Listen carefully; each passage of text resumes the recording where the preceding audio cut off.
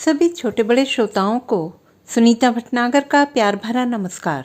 Audio stories के हमारे channel कहानी जगत में आप सभी का स्वागत है। हिंदी कहानियों की श्रृंखला में आइए आज सुनते हैं जितेन ठाकुर जी द्वारा रचित कहानी एक और सूरज। अधिकांश लोगों ने मान लिया था कि वह पगला चुका है। कुछ अधिक उदार दृष्टि रखने वाले लोग पगलाने के स्थान पर सनकना शब्द प्रयोग करते थे, परंतु यह तो लगभग तय था कि अब वह पहले जैसा सामान्य व्यक्ति नहीं रह गया है। इसके विपरीत वह अपने प्रति आश्वस्त था और अपने साथियों के प्रति चिंतित। वह अक्सर सोचता कि उसके इन बाबू साथियों की आंखें इतनी सूनी क्यों हैं, इनमें कभी भी कोई सपना क्यों नहीं उभरता। दरअसल हुआ यूं था कि उसने अपनी बेदाग नौकरी के 17वें साल में स्कूटर खरीदने के लिए कर्ज की अर्जी दी थी। दफ्तर ने कर्ज मंजूर करते समय जो कागज मांगे थे उनमें ड्राइविंग लाइसेंस भी शामिल था। वह लाइसेंस बनवाने आरटीओ गया था। उसने लाइसेंस बनवा भी लिया था, पर जब लाइसेंस उसके हाथ में आया तो वह चौंक गया। स्कूटर की जगह कार का लाइसेंस बना हुआ था।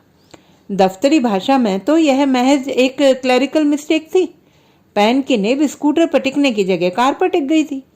इस गलती को बिना जद्दोजहद के सुधारा भी जा सकता था, परंतु उसके लिए तो यह एक ईश्वरीय संकेत था। हमें प्रभु की इच्छा का सम्मान करना चाहिए।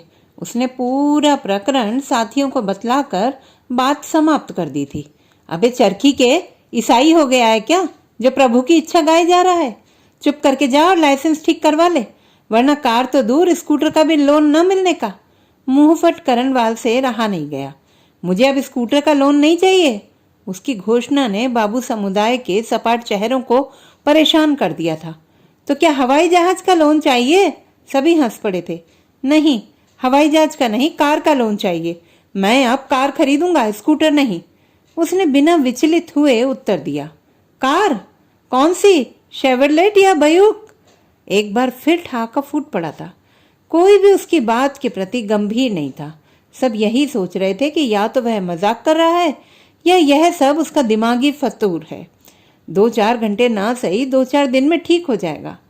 पर जब हालात नहीं बदले तो उसे समझाने की कोशिशें शुरू हो गई। पागलपन छोड़ो। मान लो तुमने अपनी कुल जमा पूंजी लगाकर कार खरीद भी ली, तो उस सफेद हाथी को पालोगे कैसे? जितनी तुम्हारी तनख्वाह है उतना तो पेट्रोल ही फूक जाएगा। नहीं, ऐसा नहीं होगा। वक्त तेजी से बदल रहा है। किसने सोचा था कि एक दिन मोबाइल फोन 500 रुपये में मिल जाएगा?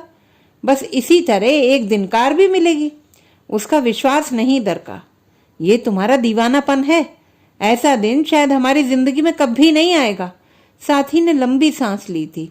ना आए तो ना सही, पर अब मैं स्कूटर नहीं खरीदूंगा। जब भी खरीदूंगा कार ही खरीदूंगा। वह स्थिर दृष्टि से शून्य में घूर रहा था, जहां कई कारें सरसराती हुई फिसली जा रही थी। तेरे घर के दोहरे कोई पागलों का डॉक्टर नहीं है क्या? करणवाल फिर चिढ़ गया। वह चुप रहा। अपने दिमाग का इलाज करवा ले। जो साहब ने तेरी बातें सुनी ना तो बेवक्त रिटायर कर देगा। उसके साथ ही इतनी तल्ख बातें कहते तो नहीं थे, पर उनकी रजामंदी भी इसी में शामिल थी। उसे भी इस हकीकत का इल्म था, पर इस सब के बावजूद वह अडिग था। स्कूटर की जगह कार का लाइसेंस बन जाना उसके लिए ना तो क्लरिकल मिस्टेक थी और ना ही कोई दुर्योग। वह इसे विशुद्ध ईश्वरीय संकेत मानता था जो उसे कार खरीदने के लिए प्रेरित कर रहा था।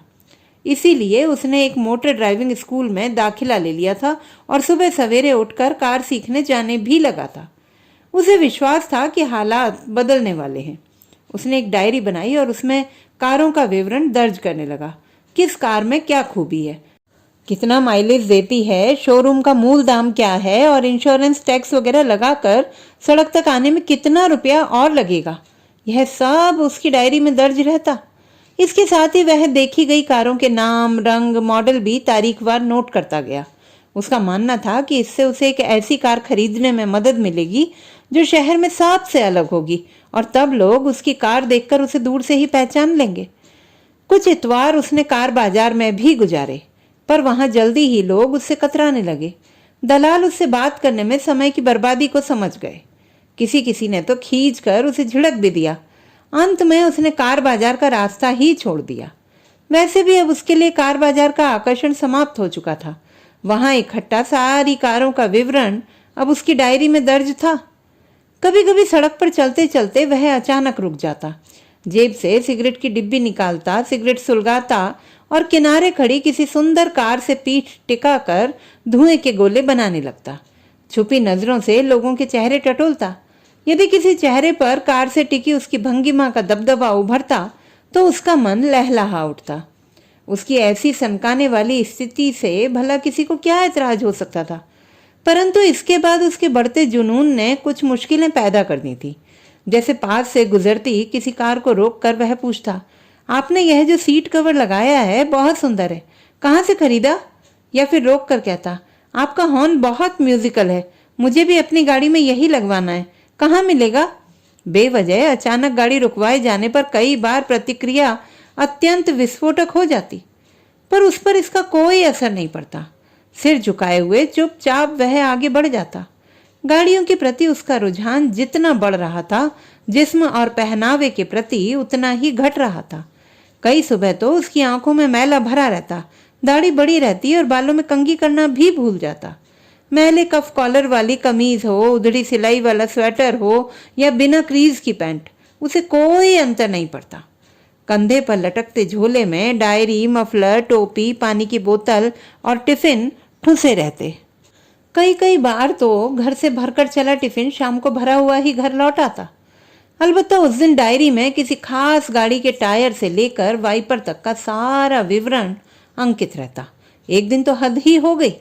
एक जनरल स्टोर के बाहर खड़ी कार का दरवाजा खोलकर वह उसमें बैठ गया। स्टीयरिंग घुमाकर देखा, सीट को आगे पीछे किया, हैंड ब्रेक को हिलाया डुलाया और मीटर की सुइयों को जांच परख कर नीचे उतर गया। गनीमत यह रही कि कार के मालिक ने उसकी यह हरकत नहीं देखी और वह एक बड़ी मुसीबत से बच गया। ऐसे अविस्मरणीय कृत्य वह सड़कों पर ही करता था। दफ्तर में चुपचाप सिर झुकाए हुए काम करता रहता। यह बात अलग थी कि उसे अब जिम्मेदारी का काम दिया जाना बंद हो गया था। समझाने वाले कुछ साथी नियति को स्वीकार कर चुके थे, पर कुछ अब भी नाउम्मीद नहीं थे।